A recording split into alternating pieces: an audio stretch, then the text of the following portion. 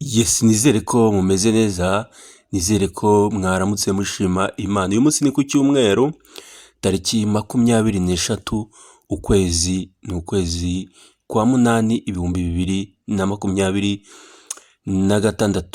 Uyu munsi rero cyangwa se nk'uko musanzwe mubizi tubagezaho amakuru ahari tukayavugaho by'umwihariko mu karere k'ibiyaga bigari ndetse n'ayari ku isi yose tukayavuga. Uyu munsi rero munyemerere duhere ku nkuru. Hari inkuru iri kuvugwa cyane y'umuyobozi w'igipolisi cy'u Rwanda by'umwihariko Felix Namuhoranye afande rwose, n'amakuru menshi amwerekeyeho amuvugwaho, ariko mbere y'uko tuyinjiramo tuvuge ku bigendanye n'uyu mupolisi, reka tubanze tuvuge amwe mu makuru avugwa mu karere k'ibiyaga bigari, tuze kuyagarukaho nyuma by'umwihariko kuri afande Felix Namuhoranye. Uyu munsi turibanda cyane no ku bibera mu burasirazuba bwa Repubulika Iharanira Demokarasi ya Kongo, aho ikibazo cy'umutekano gikomeje kuba ingorabahizi nubwo hakomeje imbaraga zo gushaka igisubizo cya politiki. Turareba kandi no ku bibazo bya M23, umubano wa Repubulika Iharanira Demokarasi ya Kongo ndetse n'u Rwanda n'u Burundi, ndetse n'ikibazo cy'impunzi ndetse n'ikibazo cy'umutekano muke gikomeje gukoma mu nkokora amahoro arambye muri aka karere. Mu burasirazuba bwa Repubulika Iharanira Demokarasi ya Kongo, cyane cyane muri Kivu y'Amajyepfo, umutekano uracyari ikibazo gikomeye. Amakuru akomeje kuva muri ako gace agaragaza ko imirwano hagati y'impande zitandukanye ikomeje, cyane cyane mu bice bya Fizi ndetse no mu nkengero zabyo. Ibi bibaye mu gihe hari ibikorwa by'ubuhuza bigamije guhagarika imirwano ndetse no kugeza impande zose ku meza y'ibiganiro. Ikibazo gikomeye ni uko ibiganiro bya politiki n'ibikorwa bya gisirikare bikomeje kugenda bibaho icyarimwe. Ni ukuvuga ko ku ruhande rumwe hari abantu bicara bagashaka amasezerano y'amahoro, ariko ku rundi ruhande hakaba hakiri n'imirwano ku butaka. Ibi bituma abaturage bakomeza kugira ubwoba bw'ejo hazaza, cyane cyane abatuye mu bice byegereye aho imirwano iri kubera.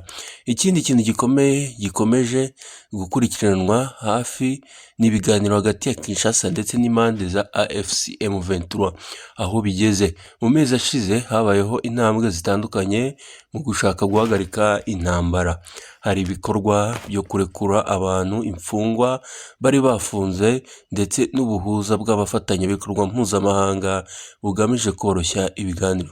Ariko ikibazo kiracyari uko amasezerano yaba yashyizweho umukono ashobora gushyirwa mu bikorwa ku butaka, kuko iyo abantu bicaye mu biganiro bakumvikana, ariko ku rugamba hakomeza kuba ibitero n'imirwano, amahoro aba akiri kure cyane. Niyo mpamvu muri iki gihe amaso menshi y'abasesenguzi ahanzwe cyane ku buryo impande zose zizashyira mu bikorwa ibyo ziyemeje. Umubano hagati ya Kigali ndetse na Kinshasa wo uracyari kimwe mu bibazo bikomeye by'umutekano w'aka karere k'ibiyaga bigari. Kinshasa ikomeje gushinja u Rwanda kugira uruhare mu bikorwa bya M23. U Rwanda rwo rukomeza guhakana ko rushaka gufata ubutaka bwa Kongo, ahubwo rukavuga ku bibazo cyangwa se ikibazo cy'umutekano warwo kigomba kwitabwaho. Kigali imaze igihe ishimangira ko hari ikibazo cya FDLR, umutwe uvuga ko u Rwanda rufite impungenge z'umutekano kubera ibikorwa by'uwo mutwe wa FDLR. Ku rundi ruhande ubutegetsi bwa Kongo bwo bushimangira ko igisubizo cy'ibibazo by'umutekano bigomba kuboneka binyuze mu kubahiriza ubusugire bw'igihugu cyabo. Ibi byose bituma ikibazo cy'u Rwanda na Repubulika Iharanira Demokarasi ya Kongo gikomeza kuba kimwe mu bintu bikomeye bigomba gukemurwa kugira ngo amahoro arambye abashe kuba yaboneka. U Burundi nabwo bukomeje kugira uruhare rukomeye mu bibazo by'umutekano byo mu burasirazuba bwa Repubulika Iharanira Demokarasi ya Kongo, kubera ko u Burundi buhana imbibi na Kivu y'Amajyepfo. Imvururu zibera muri Kongo zigira ingaruka zitaziguye ku gihugu cy'abaturanyi cy'u Burundi. Mu gihe cy'imirwano yabereye mu bice bya Uvira no mu nkengero zabyo, abaturage benshi bahungiye mu gihugu cy'u Burundi bashaka ubuhungiro. Ibi byatumye ikibazo cy'impunzi cy'impunzi kiba kimwe mu bibazo bikomeye igihugu cy'u Burundi kigomba gukemura. Hari impunzi zimwe zatangiye gutahuka mu bice byazo nyuma y'uko umutekano wongeye kugaruka ahantu hamwe, ariko abasesenguzi bavuga ko gutahuka burundu bizaterwa ahanini n'uko umutekano uzaba uhagaze. Ikindi kibazo gikomeje kuvugwa cyane ni icy'abaturage bo mu bwoko bw'Abanyamulenge n'abandi baturage bavuga ko bafite inkomoko mu Rwanda.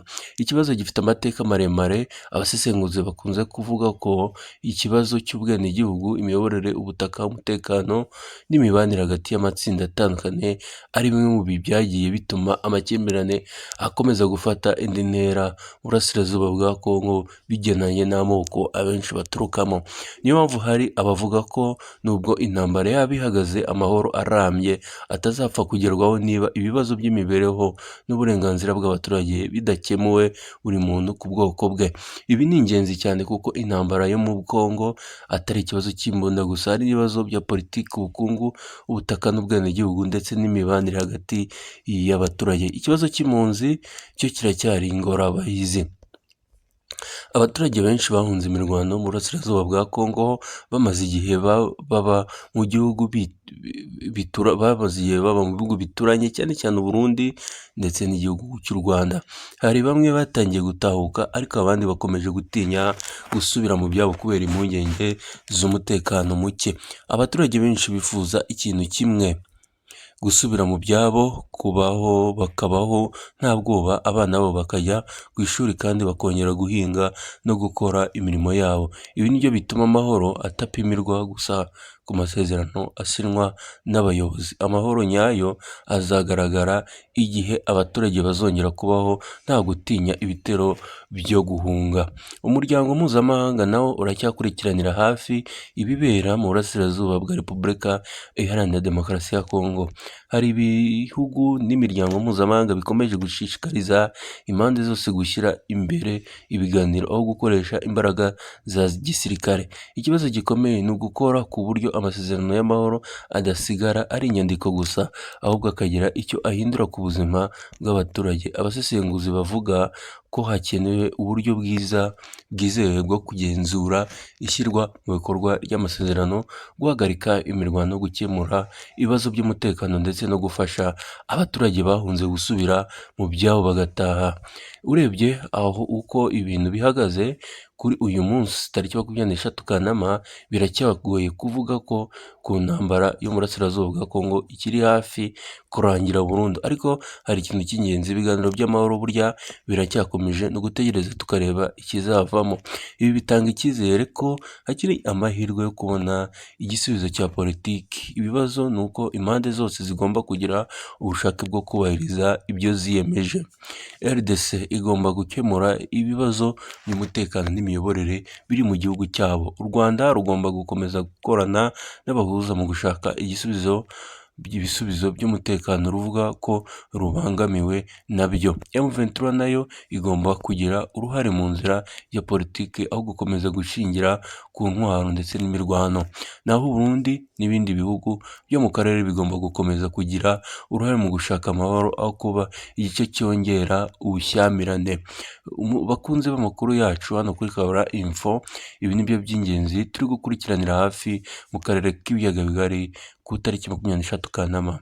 Ikibazo cya Kongo kiracyari uruhurirane rw'ibibazo byinshi: M23, umutekano w'u Rwanda kuri FDLR, ikibazo cy'ubwenegihugu ku Banyamulenge, impunzi, umubano wa Kinshasa na Kigali ndetse n'uruhare rw'ibihugu bituranye. Nubwo intambara igikomeza mu bice na bimwe, ibiganiro by'amahoro nabyo bikomeje gutanga icyizere ku hazaza h'amahoro cyane.